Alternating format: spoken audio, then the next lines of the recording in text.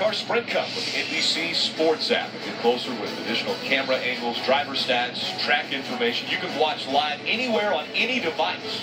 Find out more at NBCSports.com/live. Welcome back to Martinsville. Let's go down to the garage with Mike Massaro. And Kurt Busch has just completed his second run, Rick. And one thing that I've observed here that you find rather common at this racetrack is when these drivers come back in the garage after a run, one of the things the team is very attentive to is the temperature of the brakes. They're using these things quite often, and they want to make sure it's under control. There's a lot of things that can happen from a bead failure to the increase in pressures in the tires because of the temperatures of the brakes. So they want to monitor that and make sure that it's completely under control. One of the team members told me the temperatures they had after the first run, about 900 degrees, which they find rather manageable. And when it exceeds, let's say 1,200 or so, Steve, as you know, well, you can start to encounter some problems. Yeah, I mean, 900 is very manageable, very cool. 12, even 1,300 is realistic. I've seen higher than that, but you can have issues. So when we go inside and we look at basically the brake system on a Sprint Cup car and how it works, it's basically this. Disc with two pads. As the driver steps on the brakes, it compresses the pads against the disc.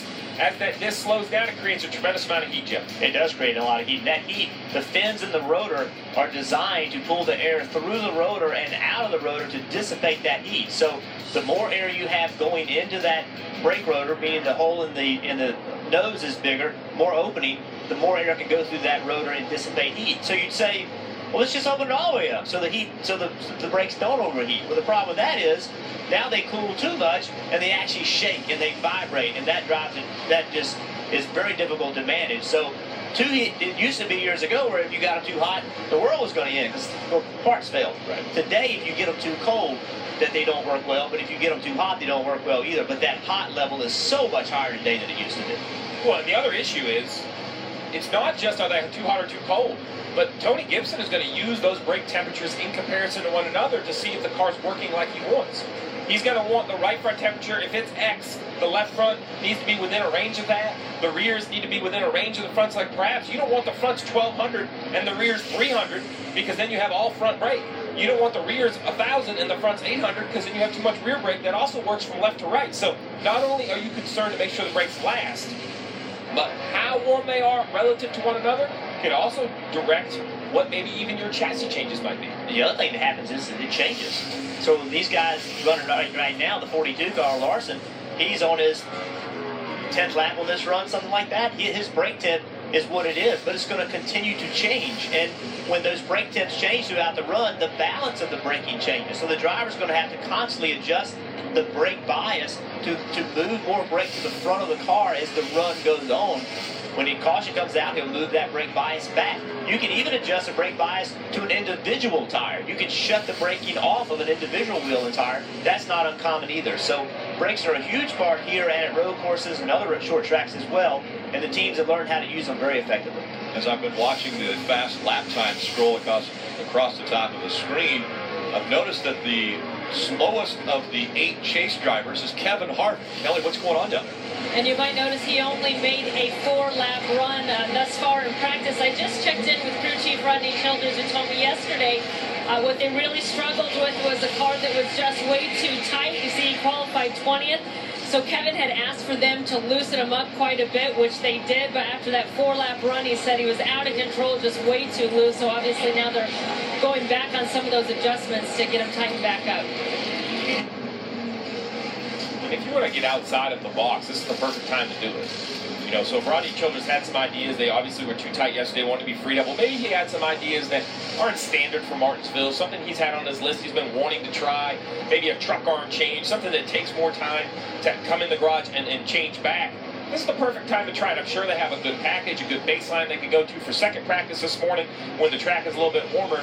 So that is managing practice time very well, and I think that's something Rodney Childers and Kevin Harvick do, and actually most of the chase cars do. They have so much experience, they have a lot of confidence, they're willing to manage the time and risk getting outside the comfort zone a little bit on these practices that aren't perfect. Yeah, so before I got on my golf cart and passed Jimmy Johnson, I was in the garage area talking, and I ran into Rodney, and Rodney told me that they were just so tight yesterday. That's why they qualified well. So maybe just overcompensated a little bit. Yeah. Only worked on qualifying yesterday. So he was very confident. He said, we'll be fine today. But They just fought tight all day yesterday. Your concern is that it's one thing that's maybe perhaps wrong. We saw the 19, Carl Edwards, struggle yesterday for 2/3 of that practice, and they weren't making big changes. And he didn't tell me exactly what it was, but when I spoke to him yesterday, he alluded to the fact that perhaps they had something either the wrong way or it just wasn't working. And that one change kind of fixed his car. So that's, I think, your bigger concern when you aren't handling well. That is it just the overall balance, or is there one part in your car that's not working? So the 4 is making his way out onto the track. The 78 is on a run, and they've been doing very well since they've made it here to Martinsville. But you wonder what the mindset will be with Cole Hearn and Martin Truex Jr. I think a little of that was answered yesterday in qualifying when Martin Truex Jr. was able to win the pole. But after having such a great regular season, a very good start to the playoffs, and then to be eliminated last week at Talladega, how will this team respond? How will they bounce back after having an engine expire on them at Talladega and essentially taking away any hope of making it to the championship round? And so out of the round of 8, and obviously a disappointment for both crew chief and driver. So how do they respond? We saw them win the pole yesterday. Is it going to be where they're going to try to go out and win all 4 of the remaining races just to say, you know what, we still think we're the best? So every team that feels they're a winning team came here planning on winning this race. Every team that put a car in the trailer coming here said this car is set up to go win this race. When you get here, you realize, okay, we're a first place car, we're a 10th place car, we're a 20th place car, then you work accordingly. Then you go into the race thinking that you've done all those things that you needed to do to have a winning car for the race. And then the race happens, you realize, well, we may not be as good as we need to be. Then you try to get the best finish you can get. Every team does that no matter what situation they're in. The problem is, it's hard to match that intensity of a championship contending team when you just got knocked out of the chase. And those dreams of winning a championship were over. This team, this driver, crew chief, they've never won a championship. They thought this was the year. And that dream ended last weekend. Can you bring the intensity? And right off the bat, they had speed. They unloaded here. And I think that's huge. I think when you've been knocked down, coming here with a fast race car immediately makes things a little easier.